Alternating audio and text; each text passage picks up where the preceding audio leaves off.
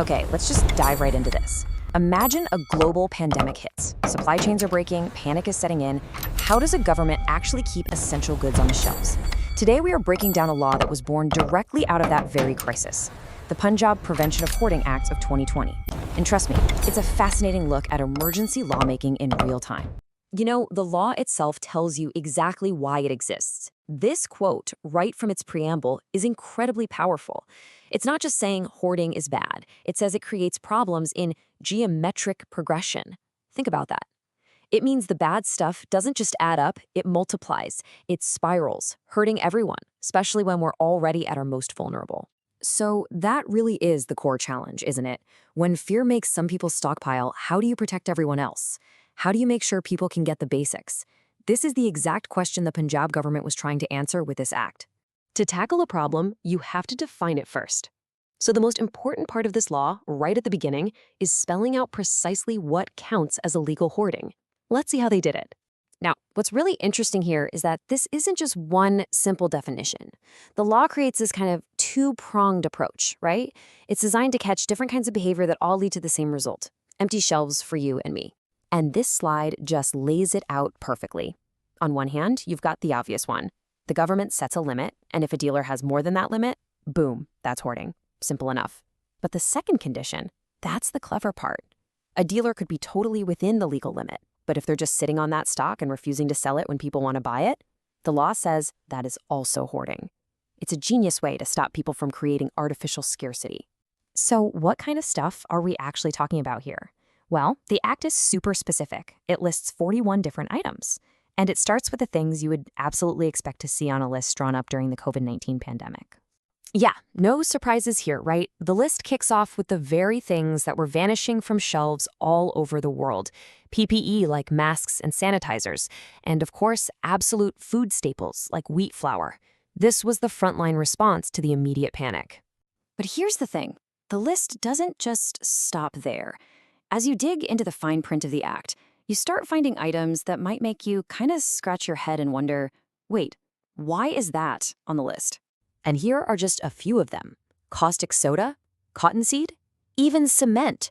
This shows you that the law's scope is way broader than just what you buy at the grocery store. It's aiming to prevent disruptions in farming and industry, even in construction, recognizing that a crisis like this can ripple through every single part of the economy. Okay, so we know what hoarding is, but defining a problem is one thing, solving it is something else entirely.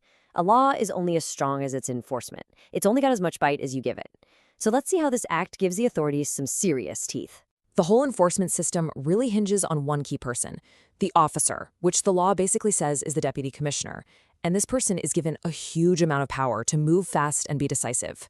This whole process is built for one thing, and one thing only: speed. Just look at the power it grants. It all starts with a suspicion. From there, an officer can search and seize goods without a warrant. Then, those goods are immediately auctioned off to get them back out to the public. And finally, the accused person faces a super fast trial that has to be wrapped up within 30 days. It is an incredibly fast, incredibly powerful system. So, with a process that fast, the stakes have gotta be high. What actually happens if a dealer is found guilty? And how does the law get the public to help out? This next part covers all the consequences. The first consequence is a big one: prison time. A dealer convicted of hoarding, of purposely creating scarcity during a national emergency, can be put in prison for up to 3 years. And if prison isn't enough of a deterrent, the financial hit is just massive. The law slaps them with a fine equal to 50% of the entire value of the goods they seized. This is not a slap on the wrist. This is designed to make hoarding a financially disastrous choice. Okay, and this is where the law gets really creative. It doesn't just rely on officials to find all the hoarders. It builds in a system to turn regular citizens into allies in this fight. So how does it do it? With a direct financial incentive. The law creates a cash reward for informants. If your KIP leads to a conviction and a seizure, you get 10% of the money. It's such a clever strategy. It basically crowdsources enforcement and turns regular citizens into watchdogs. All right, let's pull all these threads together now. We've looked at the definition, the enforcement, the penalties. So what's the big picture here? Why is this act so important?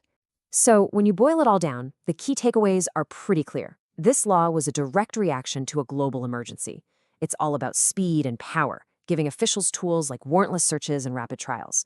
The punishments are severe, hitting both freedom and finances. And it gets innovative by rewarding citizens for helping out. And all of it, every single piece, is aimed at one primary goal: keeping essential goods available to the public when things get bad. And that brings us to the final, really big question that a law like this forces us all to think about. It gives the government extraordinary power to step into the free market. So it leaves us wondering, in these extreme moments of crisis, how do we balance the rights of businesses to operate with the fundamental needs of the public? That's a tension right at the very heart of governing in an emergency.